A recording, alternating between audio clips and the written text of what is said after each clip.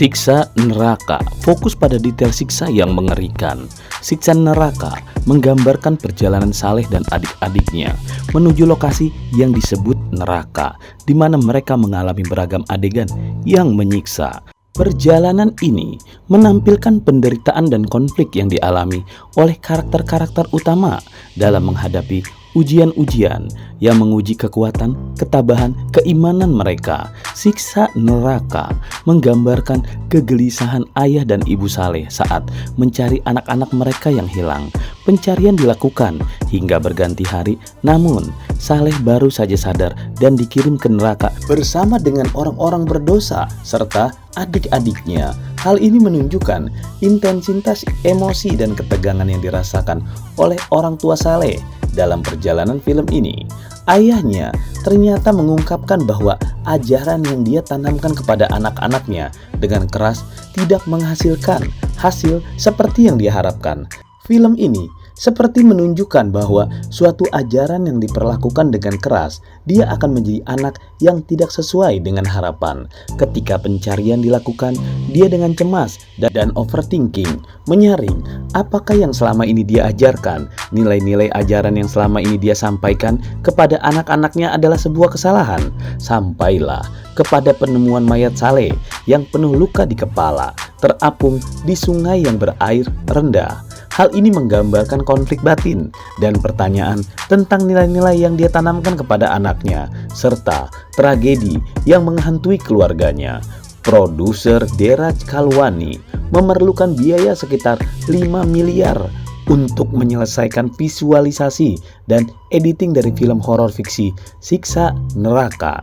Jumlah biaya sebesar itu mencerminkan ambisi untuk menciptakan pengalaman visual yang mendalam dan menarik bagi para penonton. Proses produksi film horor seringkali melibatkan penggunaan efek khusus dan teknologi canggih untuk mencapai tingkat ketegangan dan ketakutan yang diinginkan. Dan hal ini tentu memerlukan investasi yang besar. Dengan demikian, harapannya film ini dapat memenuhi ekspektasi penggemar genre horor dan menjadi sebuah karya yang memukau secara visual. Diketahui bahwa penggambaran film tersebut mendapat perhatian detail dan memberikan terapi kejut kepada para penonton. Hal ini menjadi daya tarik berbeda yang hampir semua keajaiban mengerikan di dalam film Siksa Neraka mendapat sorotan dari penonton. Kejutan dan ketegangan yang disajikan di dalam film ini tampaknya berhasil menarik perhatian penonton dan memberikan pengalaman yang mendalam bagi para penikmat film horor. Anggi Umbara mengungkap adanya beberapa kesulitan di waktu pengeditan film, terutama saat proses penggambaran di mana para pendosa di neraka akan diterjunkan ke dalam lautan lava, dibunuh dan dimakan oleh binatang raksasa yang beracun.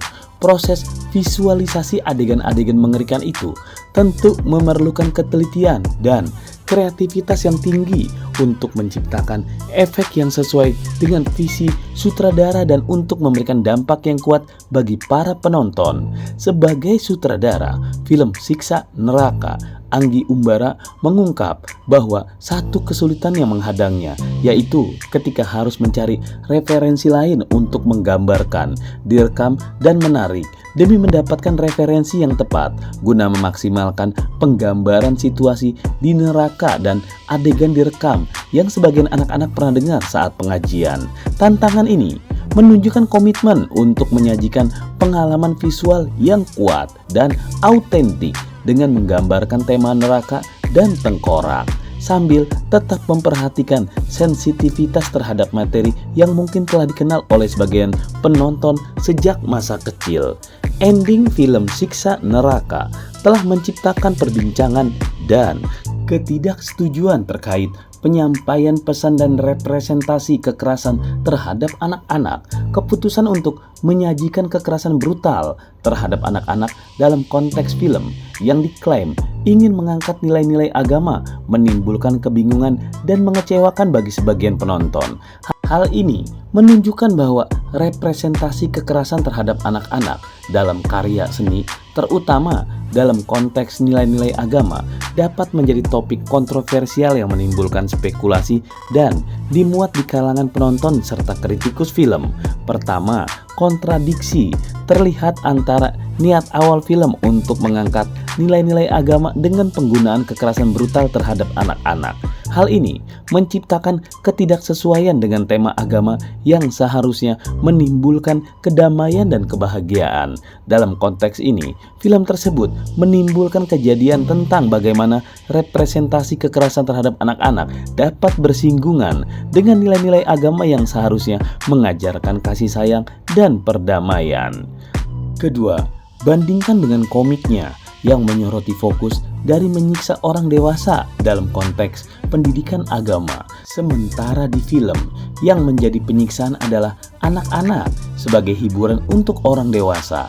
Hal ini memberikan kesan bahwa film tersebut mungkin kehilangan esensi pendidikan agama yang diusung oleh versi komiknya. Pergeseran ini menimbulkan pertanyaan tentang bagaimana pesan pendidikan agama dapat terdistorsi ketika disajikan dalam format hiburan yang mengarah pada kekerasan terhadap anak-anak yang seharusnya menjadi kontras dengan nilai-nilai agama yang diajarkan perlindungan, keselamatan, dan kasih sayang.